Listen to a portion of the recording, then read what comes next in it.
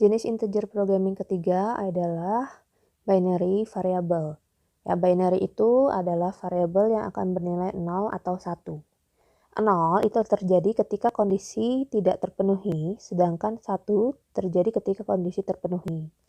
Ya, langsung masuk contoh dari buku kita, QMOS Cynical Capital Budgeting. Jadi dia punya alternatif di sini untuk membuat istilahnya investasi, ya. Ada untuk pembuatan catalytic converter, itu investasi yang A, alternatif A, atau kita membeli software, itu alternatif B.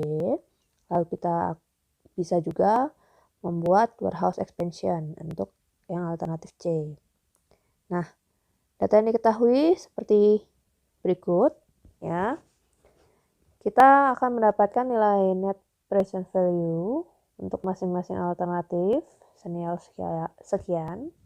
Kemudian ketika tahun pertama, ya, kita ada budget maksimal itu 20.000. Ya, tahun kedua maksimal 16.000. Sedangkan untuk masing-masing alternatif kita juga ada biaya yang harus dikeluarkan. Ya, ini semua bisa dilihat dari tabel.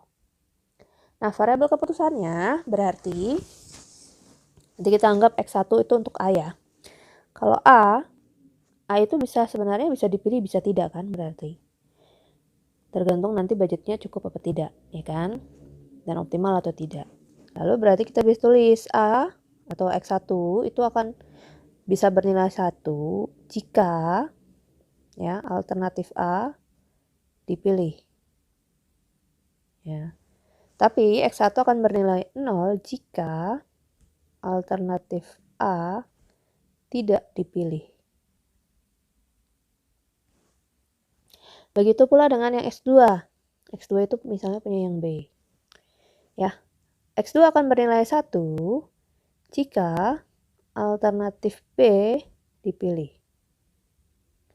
Sedangkan nilainya 0 jika alternatif B tidak dipilih. Oke. Lalu untuk yang X3, sorry ini salah tulis ya, X3 nilainya bisa 1 bisa 0 ya, itu untuk yang C. Ya, 1 jika alternatif C dipilih, sedangkan 0 jika alternatif C tidak dipilih. Ya.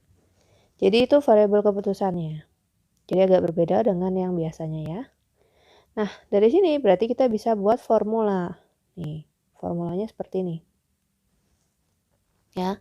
Karena kan kita mau memaksimalkan NPV, ya, maksimalkan NPV dari yang tabel ini. Lalu constraint-nya itu adalah yang tahun pertama, tahun kedua, dan nah, biasanya kan kita constraint terakhir itu non-negativity constraint. Untuk binary variable, ya, akan berubah menjadi seperti ini. Ya, X1, X2, X3 itu nilainya bisa 0 atau 1. Oke. Kemudian setelah dihitung ternyata kita tahu solusi optimalnya adalah X1-nya 1, X2 0, X3 1. Ya. Berarti kita akan memilih alternatif A dan alternatif C. Ya. Jadi kita tidak akan memilih yang B. Nanti kita akan mendapatkan nilai NPV sebesar 57.000. Nah, di dalam binary variable ya, ini bisa dilakukan ya, kadang-kadang terjadi pembatasan jumlah alternatif yang dipilih. Dalam membatasi jumlah alternatif yang dipilih ya, misalnya kita akan hanya memilih maksimal 2 proyek dari 3 alternatif. Ya, jadi cuma 2 alternatif yang mau kita pilih. Berarti kalau sebelumnya kita cuma ada 3 constraint, kita harus ada tambahan constraint, berarti constraint yang keempat. Oke, itu menjadi X1 tambah X2 tambah X3.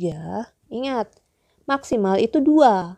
Berarti lebih kecil sama dengan 2. Kemudian, misalnya harus pilih 2 proyek dari 3 alternatif. Berarti harus pilih kan? Harus. Ya. Berarti tambahan constraint-nya, yaitu constraint keempatnya, itu menjadi X1 tambah X2 tambah X3 itu harus sama dengan 2. Kan harus, ya. Nah, kadang juga terjadi yang namanya dependent selection. Maksudnya apa? Jadi, solusi yang mungkin terjadi itu terjadi karena terjadinya solusi yang lain, ya. Misal, A itu bisa dipilih jika B-nya dipilih, ya. Berarti tambahan constraint-nya, ya misalnya tambahan constraint kesekian ya, itu berarti jadi A itu kan si X1, sedangkan B itu X2. X1 nilainya kan bisa 0, bisa 1, ya kan? Ya, nilainya tidak mungkin lebih besar dari si X2, karena apa? Kalau B nggak dipilih, si A nggak dipilih, ya. Jadi kita bisa tulis juga ini persamaannya menjadi X1 kurangin X2 lebih kecil sama dengan 0. Oke. Lalu bisa juga A dan B dipilih, ya. Atau kita tidak pilih kedua-duanya. Nah, gimana cara nulisnya? Berarti X1 itu sama dengan X2, ya. Jadi istilahnya mah prioritasnya sama, ya. Atau kita bisa tulis sebagai X1 kurang X2 itu sama dengan 0.